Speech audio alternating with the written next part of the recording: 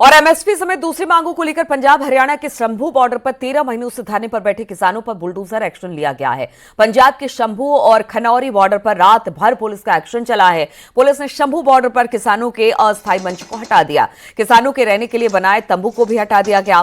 किसान नेता जगजीत सिंह डल्लेवाल, सरवन सिंह पंधेर समेत किसानों को हिरासत में लिया गया।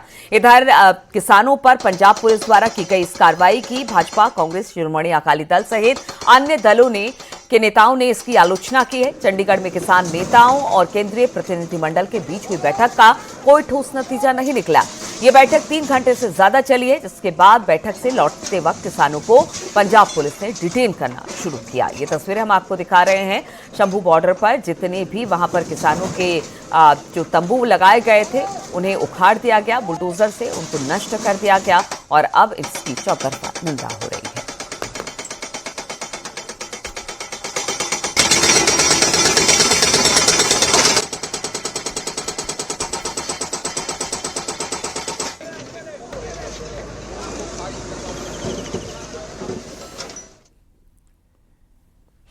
और उधर शिरोमणि अकाली दल सांसद हरसिमरत कौर बादल ने पुलिस एक्शन पर पंजाब सरकार पर निशाना साधा है। हरसिमरत कौर बादल ने कहा कि पंजाब सरकार का मानसिक संतुलन बिगड़ चुका है। चुनाव के वक्त आपने किसानों से एमएसपी देने का वादा किया था और अब उन पर एक्शन लिया जा रहा है। तो ये जो एक्शन हुआ है उसको लेकर हरसिमरत सिंह कौर ने भी अपनी बात कही। उन्होंने कहा कि आपने चुनाव के समय एमएसपी देने का वादा किया था और अब इस तरह की कार्रवाई की जा रही है, जो कि बिल्कुल गलत है और आपको इस तरह की कार्रवाई नहीं करनी चाहिए थी। लोगों के पास जाता नहीं है और अब इस हाल पे कि जब अपना हक मांग रहे हैं किसान जी, उन्होंने कहा कि हमारे साथ जो तुमने समझौते करे थे पूरे करो, नहीं तो हम विधानसभा को घेरेंगे। जब आपका बजट सेशन 28 को शुरू होगा तो अब पुलिस के जोर जबर पे उठा के किसानों को उठा के जेल में फेंक दिया, और वो भी डल्लेवाल साहब जो वैसे ही उनकी सेहत का हालात कैसे हैं। तो मैं हैरान हूं कि ये पंजाब जा कहां पे रहा। किसानों पर पंजाब पुलिस के एक्शन की केंद्रीय मंत्री रवनीत सिंह बिट्टू ने निंदा की है। रवनीत बिट्टू ने कहा कि किसानों के साथ बातचीत के जरिए रास्ता निकालना चाहिए।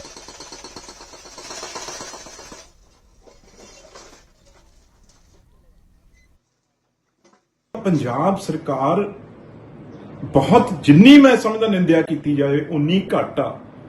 उदों तुसी दिल्ली की गल करदे सी, तुसी तां पंजाब दी सरकार हो, तुसी तां कोई बगाने नहीं गए किते। बगाना चलो कोई भी नहींगा देश च, पर तुसी तां थोनू तां बनाया इन्हां ने साडा विरोध करके, थोनू वोटां पाईयां, थोड़ी सरकार बनाई। अज तुसी शर्म करो भगवंत मान साहब, शर्म करो। तुसी यूपी पुलिस भर्ती में बेटियों ने कमाल करके दिखाया है। उन्नाव में एक ही परिवार की 3 बेटियों का पुलिस भर्ती में चयन हुआ। वहीं सोनभद्र में भी 3 बहनों ने कमाल करके दिखाया। देखिए जरा ये रिपोर्ट।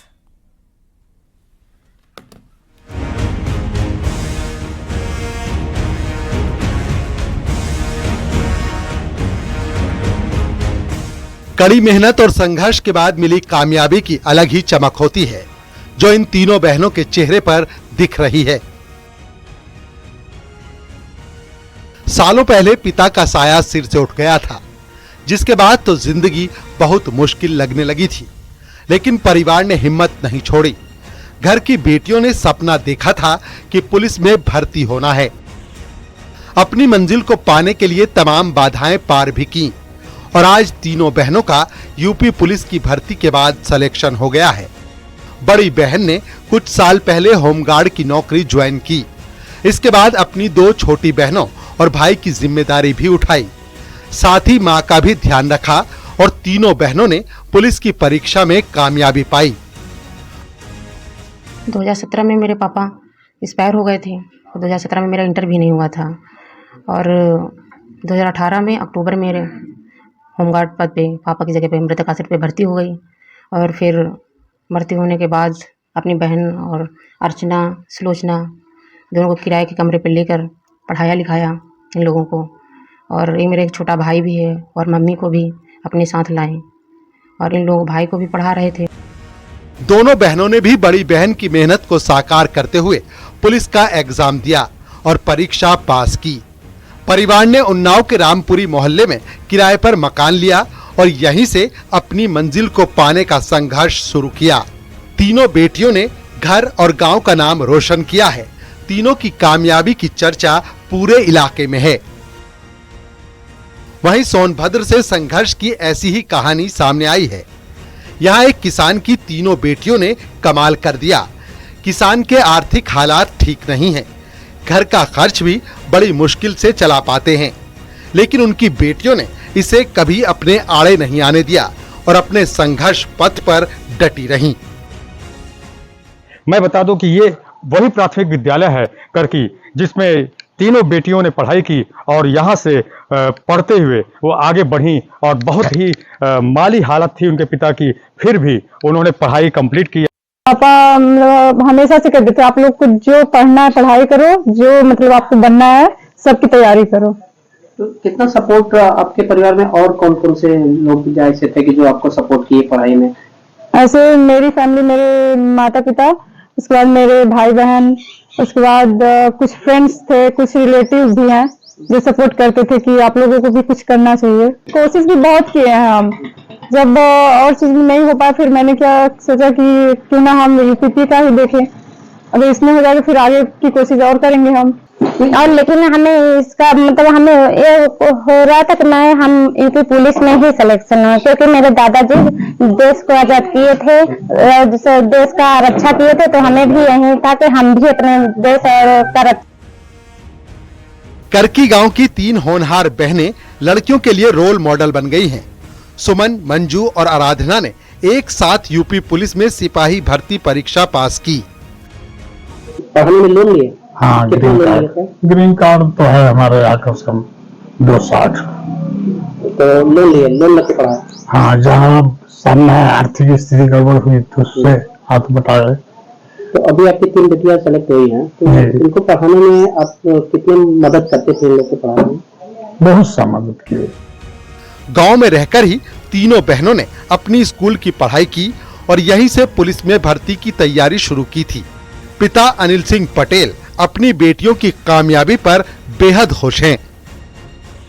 पूरे गांव में जश्न का माहौल है। इलाके के लोग बधाई देने के लिए लगातार पहुंच रहे हैं। उन्नाव से अनुज गुप्ता के साथ सोनभद्र से रंगेश सिंह की रिपोर्ट।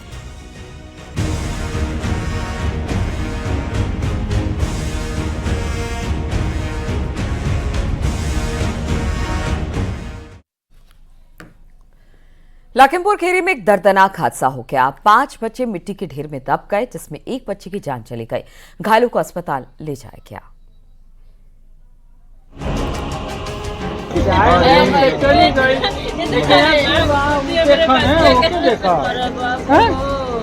लखीमपुर में सड़क के चौड़ीकरण का काम चल रहा है। मैलानी थाना क्षेत्र में 21 करोड़ की लागत से पीडब्ल्यूडी विभाग ने टेंडर एक प्राइवेट कंपनी को दिया था। सड़क को चौड़ा करने के लिए किनारे पर खुदाई की गई थी, जिससे वहां पर बड़ा सा गड्ढा हो गया था। राजा मंडी गांव के पास खोदी गई खाई को देखने के लिए गांव के 5 बच्चे भी पहुंच गए, लेकिन जैसे ही बच्चे उसमें उतरे अचानक मिट्टी खिसकने लगी, जिसके बाद 5 बच्चे मिट्टी की चपेट में आ गए।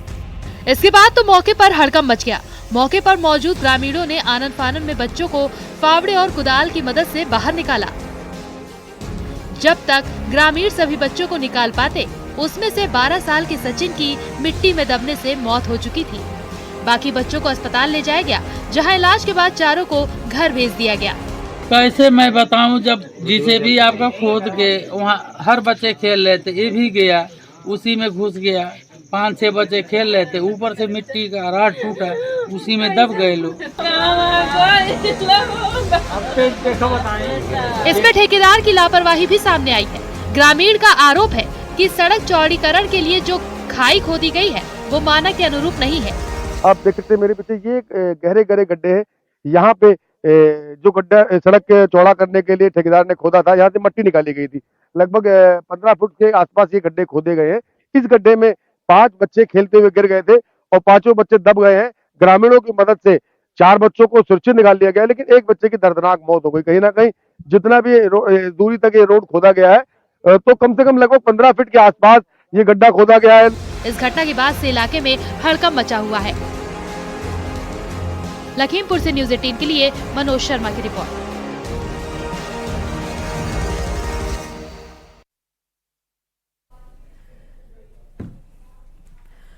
इस बार चारों धाम की यात्रा में नया रिकॉर्ड बनने की उम्मीद है।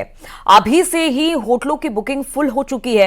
वहीं दूसरी ओर प्रशासन भी यात्रा की तैयारी युद्ध स्तर पर कर रहा है।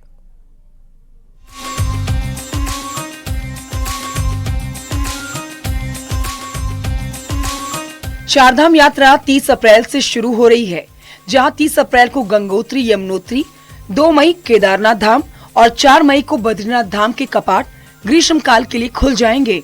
माना जा रहा है कि इस साल की यात्रा में रिकॉर्ड श्रद्धालु बद्रीनाथ धाम पहुंचेंगे और मई जून महीने के लिए धाम के आसपास के होटलों में बुकिंग फुल हो चुकी है, जिससे स्थानीय लोग और व्यापारी काफी खुश नजर आ रहे हैं। इस समय इंक्वायरी आनी शुरू हो गई है, पर्यटकों का काफी उत्साह है इस समय मौसम भी बहुत खुशगवार है, ठंड है, बद्रीनाथ धाम में बर्फ है, जो लगता है कि यात्रियों को देखने को मिलेगा। और रोडों की स्थिति बहुत अच्छी है, बहुत अच्छी सड़कें बनी हैं, तो लगता है इस बार पिछली बार के मुकाबले ज्यादा यात्री आएंगे। का आगाज 30 अप्रैल से हो रहा है और यहाँ पर बद्रीनाथ और हेमकुंड साहिब की यात्रा पर अगर बात करें तो इस बार भी गत वर्ष की अपेक्षा तीर्थयात्रियों की संख्या बढ़ना निश्चित है और जिला प्रशासन इस हिसाब से अपनी तैयारी कर रहा है। जिलाधिकारी के निर्देश पर सड़कों का काम जगह जगह पर जो स्थिति खराब थी वो ठीक होने दुरुस्त करने की कार्रवाई की जा रही है। बद्रीनाथ धाम यात्रा के लिए ऋषिकेश से लेकर बद्रीनाथ धाम तक लगभग 400 किलोमीटर सड़कों का डामरीकरण और सड़कों से मलबा हटाकर इसको दुरुस्त किया जा रहा है। तो वहीं प्रशासन भी बद्रीनाथ धाम के कपाट खुलने की तैयारियों के साथ बिजली, पानी और दूसरी व्यवस्थाओं को जानने में जुटा है। चारधाम यात्रा में जो तैयारियां हैं उसमें प्रमुख तो हमारी कबीरधाम से बद्रीनाथ तक का जो हाईवे है, जिसको NHIDCL और BRO मेंटेन करता है, उसके कार्यों का है कि वहाँ जितने भी सिंकिंग और स्लाइडिंग जोन्स डेवलप हुए हैं उनका मरम्मत और डामरीकरण सड़क का समय से हो जाए और बद्रीनाथ धाम के अंतर्गत बिजली, पानी इत्यादि की व्यवस्थाओं के लिए विभिन्न विभागों ने अपने टेंडर जारी कर दिए हैं, जो ओपन भी हो गए हैं। उत्तराखंड की आर्थिकी का सबसे बड़ा आधार चारधाम यात्रा है। ऐसे में सरकार भी चारधाम यात्रा में श्रद्धालुओं की सुविधा का पूरा ध्यान रखती है और व्यवस्थाएं बनाने में जुट गई है, जिससे चारधाम यात्रा सुगम और सुरक्षित हो। न्यूज़ 18 के लिए चमोली से नितिन सेमवाल की रिपोर्ट।